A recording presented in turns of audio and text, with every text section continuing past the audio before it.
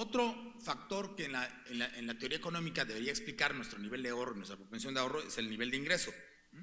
Pero la realidad es que tampoco se muestra de manera clara un tema de esta naturaleza. Por ejemplo, deberíamos esperar que a menores tasas de desocupación hubiera un mayor crecimiento del ahorro, de la captación bancaria, pensando que el tema de la estabilidad en el empleo puede generar mayores flujos. Hay, digamos, ya viéndola muy forzada, si entrecerramos los ojos, pues sí hay algún tipo como de agrupación, ¿no? Pero tampoco es una correlación muy clara que nos permite decir, bueno, cuando en la economía tiene menores niveles de desocupación, la gente ahorra más. La realidad es que no existe una correlación directa, la gente puede estar empleada, puede estar desempleada y tampoco hay una afectación tan puntual en este tema.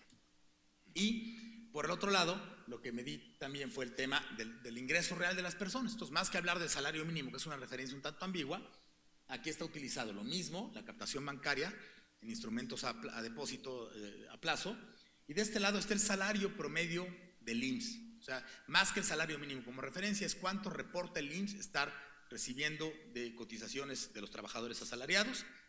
Está también ajustado por inflación y pues lo mismo, vemos aquí como una especie de balazo de escopeta, ¿no? En términos econométricos sería el término, donde sí existe una especie como de crecimiento asociado al tema del salario. Entre más aumente el salario, pudiera aumentar, pero encontramos, digamos, momentos donde a los mismos niveles de salario base de cotización se mantiene la propensión de ahorro de las familias, lo cual quiere decir que no necesariamente el hecho de que ganemos más está provocando una proclividad mayor de ahorro, como la teoría económica debería indicarnos.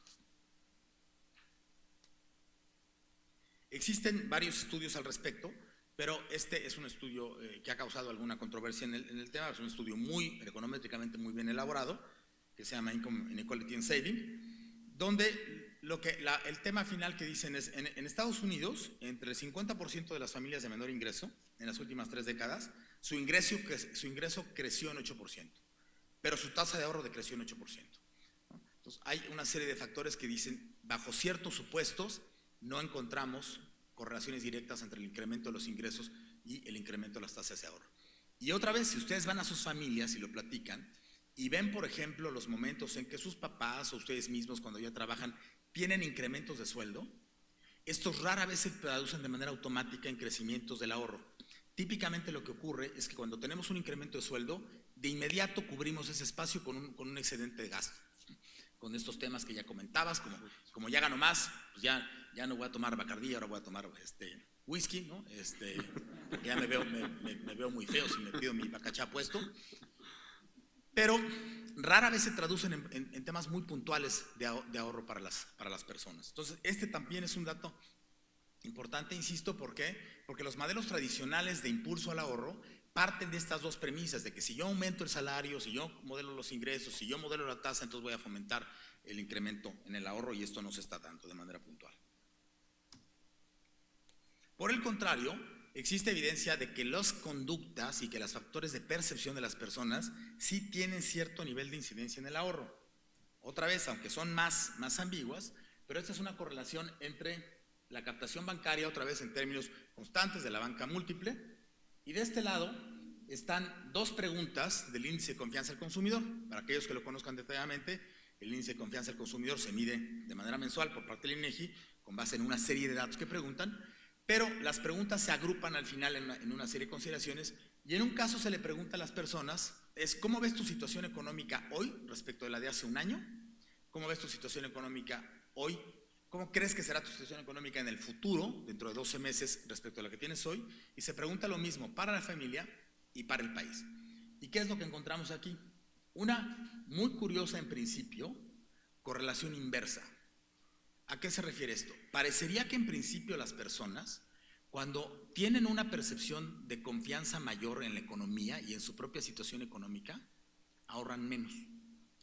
Entre más creo que el futuro es más promisorio, eso lleva a que las personas tengan una menor preocupación por la planeación, y eso parecería estar indicando que disminuye los volúmenes de ahorro. Esto evidentemente hay que discutirlo mucho, es parte de mi tesis de investigación doctoral que estoy trabajando, pero tiene que ver con este fenómeno. Y en parte piensen que existen muchos estudios que lo que muestran es que las personas, va a sonar un poco a una película que me gusta mucho, que es Apocalipsis Now, donde el personaje dice que lo único que mueve verdaderamente a la humanidad es el terror, Y es que las personas nos movemos más ante situaciones de incertidumbre que nos llevan a preocuparnos por el futuro. Y hay estudios que demuestran que las personas que tenemos un cierto carácter pesimista somos más proclives a la planeación. ¿Por qué? Porque somos capaces de imaginar escenarios negativos de futuro. Somos capaces de pensar en este escenario: ¿qué pasa si pierdo mi empleo? ¿Qué pasa si me enfermo? Y eso nos lleva a planear. Las personas que, como una tía que conozco que siempre dice: no te preocupes, Dios proveerá, ¿no?